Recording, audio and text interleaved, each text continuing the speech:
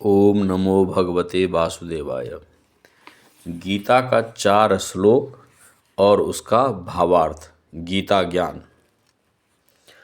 सिद्धं प्राप्तो यथा ब्रह्म तथाप्नोति निबोध में समासेनैव कौन्तेय निष्ठा ज्ञानस्य या परा। भगवान श्री कृष्ण अर्जुन को कहते हैं कि किस तरह कोई व्यक्ति केवल अपने वृत्तिपरक कार्य में लगकर परम सिद्धावस्था को प्राप्त कर सकता है। यदि यह कार्य भगवान के लिए किया गया हो, यदि मनुष्य अपने कर्म के फल को परमेश्वर की तुष्टि के लिए ही त्याग देता है, तो उसे ब्रह्म की चरम अवस्था प्राप्त हो जाती है। यह आत्म साक्षात्कार की विधि है। ज्ञान की वास्तविक सिद्धि शुद्ध कृष्णामृत प्राप्त करने में ही है। इसका वर्णन अगले श्लोक में किया गया है, सुनिए। बुद्ध्या विशुद्धया युक्तो धृत्यात्मानं नियम्य च शताब्दीर्यस्यास्त्य कत्वा रागदेशो व्युदस्य च विविक्तसेवी लब्ध्वासि यतद्वाकादियमानसः ध्यानयोगपरो नित्यं वैराग्यं समुपाश्रितः अहंकारं बलं दर्पं कामं क्रोधं परिग्रहं विमुच्य निर्ममः शांतो ब्रह्म भूयाय कल्पते। जो मनुष्य बुद्धि द्वारा शुद्ध हो जाता है, वह अपने आप को सत्व गुण में अधिष्ठित कर लेता है। इस प्रकार वह मन को वश में करके सदैव समाधि में रहता है। वह इंद्रिय तृप्ति के विषयों के प्रति आसक्त नहीं रहता और अपने कार्यों में राग तथा द्वेष से मुक्त हो जाता है। ऐसी व्यक्ति स्वभावतः एकांत स्थान में रहना पसंद करता है। वह आवश्यकता से अधिक खाता नहीं है और अपने शरीर तथा मन की गतिविधियों पर अत्यंत नियंत्रित करके रखता है। वह मिथ्या अहंकार से रहित हो जाता है, क्योंकि वह अपने को शरीर नहीं समझता, न ही वह अनेक भौतिक वस्तुएं स्वीकार करके शरीर को स्थूल तथा बलवान बनाने की इच्छा करता है। चूँकि यह देहात्म बुद्धि से रहित होता है, अतएव यह मिथ्या गर्व नहीं करता। भागवत कृपा से उसे जितना कुछ प्राप्त हो जाता है, उसी से वह संतुष्ट रहता है और इंद्रिय तृप्ति न होने पर भी कभी क्रुद्ध नहीं होता, यानी कि गुस्सा नहीं होता, क्रोध नहीं करता है। न ही वह इंद्रिय विषयों को प्राप्त करने के लिए प्रयास करता है।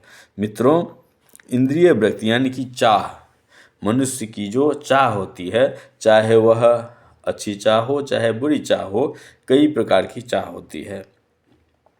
न ही वह इंद्रिय विषयों को प्राप्त करने के लिए प्रयास करता है। इस प्रकार जब वह मिथ्या अहंकार से पूर्णतया मुक्त हो जाता है, तो वह समस्त भौतिक वस्तुओं से विरक्त बन जाता है और यही ब्रह्म की आत्म साक्षात्कार की अवस्था है। यह ब्रह्मभूत अवस्था कहलाती है।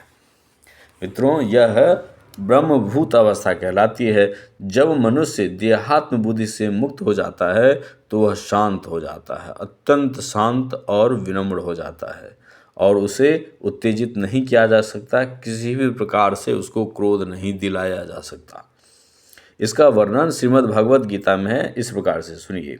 अपूर्यमान प्रमचलम प्रतिष्ठम समुद्रमापः प्रविशन्ति युद्धवत तद्वत् कामा यम प्रविशन्ति सर्वे सौ शांतिमाप्नोति न काम कामी।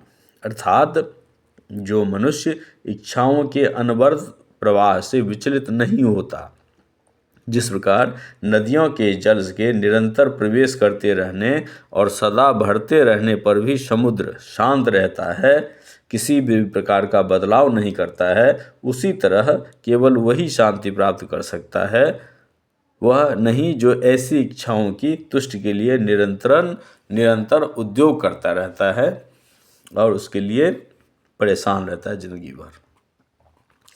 मित्रों, अगला श्लोक है, ब्रह्मभूतः प्रसन्नात्मा न शोचति न काढ़छति समः सर्वेषु भूतेषु मदभक्तिम लभते पराम। तात्पर्य है कि निर्विषेदवादी के लिए ब्रह्मभूत अवस्था प्राप्त करना अर्थात ब्रह्म से तदाकार होना परम लक्ष्य होता है। मित्रों, सकारवादी शुद्ध भक्त को इससे भी आगे चलकर शुद्ध भक्ति में वृत्त होना होता है। इसका अर्थ यह हुआ कि जो भगवत भक्ति में रत है, जो भगवत भक्ति में लीन है, तपस्या कर रहा है, वह पहले ही मुक्ति की अवस्था में, जिसे ब्रह्मभूत या ब्रह्म से तादात्म्य कहते हैं, वह प्राप्त कर चुका होता है। परमेश्वर या परम ब्रह्म से तदाकार हुए बिना कोई उनकी सेवा नहीं कर सकता। परम ज्ञान होने पर सेव्य तथा सेवक में कोई अंतर नहीं रह जाता है, यह समझने की बात है। फिर भी उच्चतर आध्यात्मिक दृष्टि से अंतर तो रहता ही है। देहात्म बुद्धि के अंतर्गत जब कोई इंद्रिय तृप्ति के लिए कर्म करता है तो उसको दुख होता है, वह दुख का भागी होता है। लेकिन परम जगत में शुद्ध भक्ति में रत रहने पर कोई दुख नहीं रह जाता। कृष्ण भावन भक्त को न तो किसी प्रकार का शोक होता है, न आकांक्षा होती है, चूँकि ईश्वर पूर्ण है। अतएव ईश्वर में सेवारत जीव भी कृष्ण भावना में रहकर अपने में पूर्ण रहता है। वह ऐसी नदी के तुल्य है जिसके जल की सारी गंदगी साफ कर दी गई हो, चूँकि शुद्ध भक्त में कृष्ण के अतिरिक्त कोई विचार ही नहीं उठते। अतएव वह प्रसन्न रहता है। वह न तो किसी भौतिक क्षति पर शोक करता है, न किसी लाभ की आकांक्षा करता है, न ही वह किसी लाभ में प्रसन्न होता है, न ही हानि में वह क्रोधित अथवा शोक संतप्त होता है, क्योंकि वह भगवत भक्ति से पूर्ण होता है। वह किसी भौतिक भोग की आकांक्षा नहीं करता, क्योंकि वह जानता है कि प्रत्येक जीव भगवान का अंश है। अतएव यह उनका नित्य दास है। वह भौतिक जगत में न तो किसी को अपने से उच्च देखता है और न ही किसी को अपने से निम्न देखता है। ये उच्च तथा निम्न पद क्षणभंगुर है और भक्त को क्षणभंगुर प्रकाट्य तिरोधान से कुछ लेना देना नहीं होता। उसके लिए तो पत्थर तथा सोना बराबर होता है। वह ब्रह्मभूत अवस्था है जिसे शुद्ध भक्त सरलता से प्राप्त कर लेता है। इस अवस्था में परम ब्रह्म तो तदात्म्य और अपने व्यक्तित्व का विलय नारकीय बन जाता है। स्वर्ग प्राप्त करने का विचार मृग तृष्णा लगता है और इंद्रियां विसंगत विहीन सर्प की भांति प्रतीत होती है। मित्रों, जिस